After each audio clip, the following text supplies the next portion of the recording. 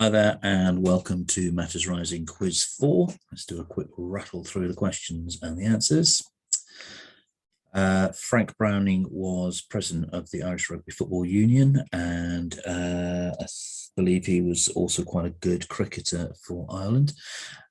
He was killed on the first day of the Rising near to 25 Northumberland Road by Irish volunteers. He was second in command of the civilian organisation, the Irish Association of Volunteer Training Corps. This group were civilians. They were not members of the British Army at all.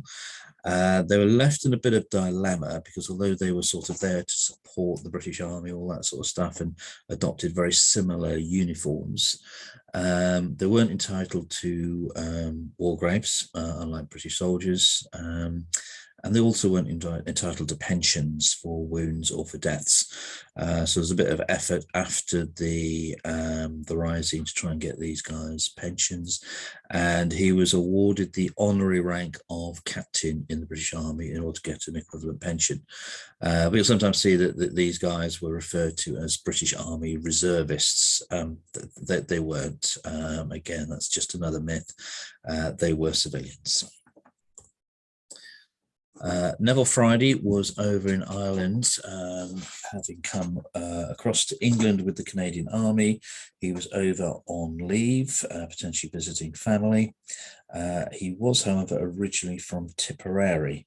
Family had moved to Toronto. Mother was a bit of an odd one. She kept moving backwards and forwards between Ireland and Canada.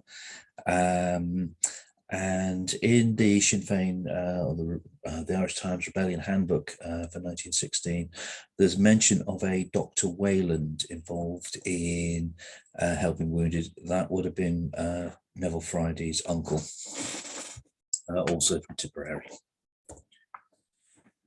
Chalk and granite, I thought this would be an easy question. There was a couple of videos about these guys a short while ago. Chalk and granite were code names or code words used by a couple of spies within the Irish Volunteer Organisation, feeding information to the Dublin Metropolitan Police and then on to the British administration. John McBride, Roger Case, Robert Monteith were all involved in the Second Anglo-Boer War. So John McBride was in charge of the Irish Brigade, fighting against the British. Roger Casement was there on the British side, although I don't think he ever acknowledged receipt of the medals that he received after the Boer War. And Robert Menteith, obviously he completed his service with the British Army, and if I understand it right, correctly, he was supposed to be recalled in World War I back to the British Army and refused. Okay, this is a bit of a hobby horse. The German Navy was sent out into the North Sea on a raid that was set to happen at the same time as the Easter Rising. Quite a few ships were sent over to the East Coast, and they ended up bombarding the town of Lowestoft. You've hit very few books regarding the Easter Rising referring to this, and that bit of nonsense wall that was in Glasnevin. You'll see no reference to some of the German sailors that were killed in that operation, which is a bit odd. You know, obviously there's reference in the proclamation to German allies, etc. But in Ireland, very, very few realised that actually there was this bombardment and there were German sailors killed in the operation. Frongoch, nice and easy. It's a Welsh-speaking area. Okay, these two guys in the photo, they're up to Dublin from Enniscorthy, and I'll just tip a nod to my grandfather there, the original Johnny Doyle, who is from Enniscorthy originally, born on St Stephen's Day 1912, so alive at the time of the Easter Rising, but a little too young to take part. Again, Fairyhouse, horse racing. nice, easy, easy one there.